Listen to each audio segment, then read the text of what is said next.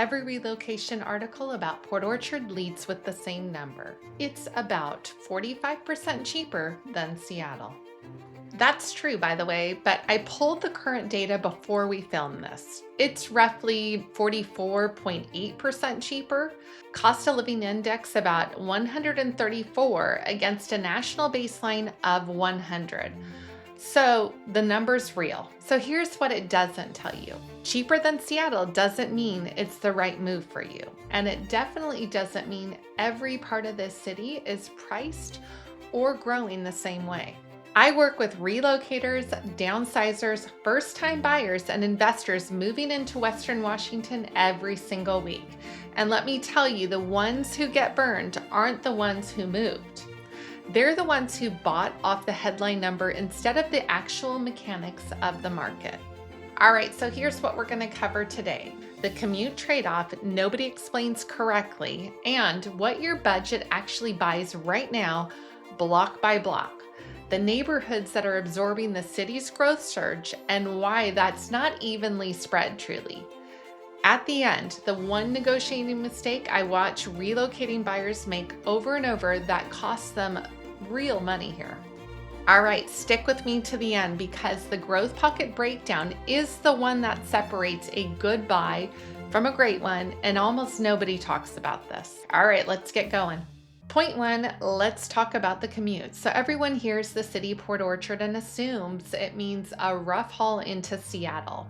Well, it's more specific than that, and it actually splits into two very different experiences depending on which part of town you're coming from. All right, so if you're coming from near downtown Port Orchard, here's your route. What you're gonna do is you're gonna take that $2 foot ferry straight across. You're going Sinclair Inlet onto downtown Bremerton. The boat runs on the hour and a half, and they go in both directions. So it's not a schedule you have to plan your life around. It's always there. You can jump onto it. If you're off a little bit, take the next one. From Bremerton, you're then going to catch the passenger-only ferry. It's a fast ferry that goes into downtown Seattle. That crossing runs maybe 30 minutes. So if you're out towards Southworth area, you've got a little bit of a different option. The Washington State Ferry route goes straight to West Seattle. And that's almost about a 30-minute crossing with a stop at Vashon Island along the way. So pretty quick. And you also have Kitsap Transit. That also runs a fast ferry from Southworth directly into downtown Seattle. It's the same ballpark we're talking about, 30 minutes or so. So both of those are real commutes. Neither one is merge onto I-5 and pray that you don't have traffic. So here's why this matters for you specifically, and I want you to actually sit with this instead of skimming past it. If you're really looking for a hybrid job, or you're maybe semi-retired and only going into the city once or twice a week, this commute is a feature. It's not a compromise you're settling for. It's extremely predictable. It's productive time that you get back, and you get to skip that freeway completely. I have clients that tell me the best part of their commute in the morning is they get to listen to a podcast, they can read a book, things they haven't been able to do in years for themselves. All right, but if your job needs you downtown 5 days a week at 8 a.m. sharp, no flexibility, be honest with yourself about whether that rhythm actually fits your life. I'd rather tell you this now than have you list that house again in 18 months from now because the commute wore you down completely. This is the first filter, and it's the one most relocation videos skip entirely, and it's a very important one. Okay, so the commute works for the right buyer. Now, let's talk about what your money actually buys once you're here, because this is where the headline number gets a little bit misleading, I have to say. Point two, what does your money actually buy right now and where? All right, so the market has been moving in real time here. So let's use current numbers, not last year's numbers. So medium sold price hit about $650,000 in March last year. By early summer, listings were sitting in the 609 to the 643,000 range. That's not a crash. That's the market catching its breath after a few years of really sharp appreciation. Homes here are getting an average of 2 offers and going under contract in about 41 days. If you're a buyer, you still need a really good strategy. You want to be able to have a clean offer, make sure you have that strong pre-approval, and no lowball fishing here. But you're not walking into a 15 over bidding war on one day like you would in Seattle proper or even parts of Gig Harbor right now. Now let's get specific, because Port Orchard is not one price point. Out in McCormick Woods, you're looking at more of the newer construction, you've got the golf course community, and definitely larger lots. That's going to 6 at the higher price range, and that's moving up towards past that high 6s and into the 7s depending on your square footage and your finish level. All right, let's try to get real specific here. Port Orchard is definitely not a 1-point price area. You've got a lot of variety here. So out in McCormick Woods, for instance, you're looking at that's newer construction, you're sitting on a golf course, you've got larger lots. That's gonna sit maybe at the higher end of the range there. You're moving up more towards past the high 6s and into the 7s, depending on your square footage and maybe what the finish level is. Now, when we're heading closer to downtown and the waterfront area, you're paying for walkability and that small town marina feel. So Bay Street, you've got the farmer's market, you've got the boardwalk there. Inventory there skews older housing stock, which means more renovation opportunity if you know truly what you're doing with that, or more turnkey charm if you're trying to downsize and you don't want a project. So if you head out more to Annapolis area and Manchester, which I love that area, you're closer to that Southworth ferry and you're getting more acreage, you get more privacy out that area. This is definitely, relocators want space, but don't need to be near downtown every day. All right, so for my clients that are trying to land in that price point of around 500 to 800,000 range, this is genuinely one of the sweet spots where Port Orchard is truly outperforming its neighbors. You get more house, more land, and you get waterfront adjacent lifestyle for meaningfully less than what Gig Harbor or Tacoma waterfront pricing is. You're also getting this without the velocity that makes a fast moving seller's market risky at times. Now, this next part is the one I actually want you to remember, because it's the difference between buying in Port Orchard and making sure you buy in the right part of it. Point 3, where the growth is actually concentrated and why it is not spread evenly. Port Orchard's population is over 33% since our 2020 census, and it's still growing at, roughly 4.4% a year. So that is not like an organic drift at all.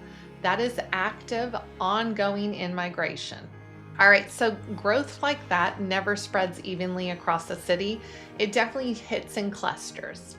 And here, it's definitely clustering around 3 things. One is proximity to the ferry infrastructure. People are looking for the newer build communities, and the other people are looking to be able to walk to that downtown access. So our medium household income here is sitting around $90,000. And a meaningful share of the households driving this growth are tied to either military relocations out of the naval base in Kitsap, and we definitely have a lot of medical professionals that are relocating for positions tied to the hospital systems here out on the peninsula. All right, if you got some kiddos and you're relocating, South Kitsap School District covers most of this area. That's a factor that I walk every family through specifically, because school boundaries here can determine which side of the street you actually want to be on. Here's the actual investment thesis, not the marketing one. So the pockets close to that ferry infrastructure and their walkable downtown corridor, well, these are the ones that are absorbing the fastest demand. That means that also the areas where appreciation is going to probably outspace that citywide average over the next several years. So it's pretty simple. It's supply and demand here, but almost nobody points a camera at it and says it really that plainly. So if you're relocating more for lifestyle, buying in one of these high absorption pockets protects your resale value down the road for sure. But if you're buying more for as an investor, let's say, or you're part of that medical community or military community planning on more of a multi-year hold before the next transfer, This is kind of the difference between I bought in Port Orchard and I bought the right block in Port Orchard. So this distinction is definitely worth six figures over a decade. It's the one piece almost nobody talks about when they hand you the cost of living stats and call it a day at that point. All right, one more thing before we wrap up, because I see this mistake constantly with relocating buyers, and it definitely will cost them real money. All right, so when you're moving from a market like Seattle, when you've been trained to compete on speed and price alone, you bring this instinct with you into a market like this, and this one actually might work against you here.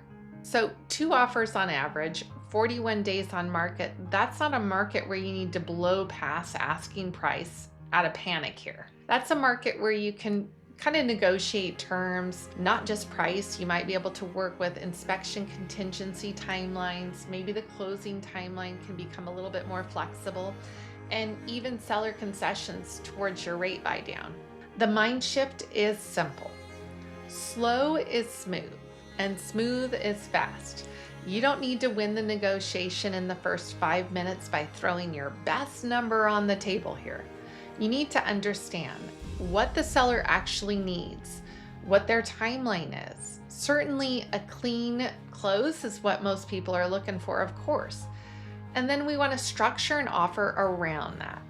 That's how you win a home here without overpaying for it.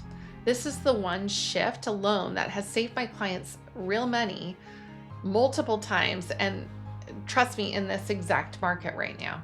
All right, here is the full picture. I'm not going to give you the headline version. Port Orchard is roughly 45% cheaper than Seattle. That's a big number, and it's true. But the ferry commute only works if your schedule is actually going to fit it. Your budget buys real value in the 600,000 range in a market that's, yes, competitive, but we're not in chaos here. The neighborhoods absorbing the growth surge are not the interchangeable. Some are going to be meaningful outperformers here, and how you negotiate here is going to definitely determine whether you actually capture that value at hand right off the bat, or you're giving it back to the seller. So that's reality right here, beating the expectation the headlines set for you. You didn't just get cheaper than Seattle, you got the actual strategy for buying it right for long term. So if you're relocating into Western Washington, whether you're looking at Port Orchard, maybe you're looking at Gig Harbor, or anywhere across Pierce or Kitsap County, and you want some specific street areas or pockets that you want me to look into, I can point you onto what's perfect for you based on your budget and maybe what your timeline is. I do this every day. So my link is below. Book a relocation strategy call with me, and I can help walk you through maybe some of the prime locations where you're going to get that return on investment. If you like the video, give me a thumbs up here. Maybe write in the comments what you'd like to hear next or what questions you have on this. I'll see you in the next one.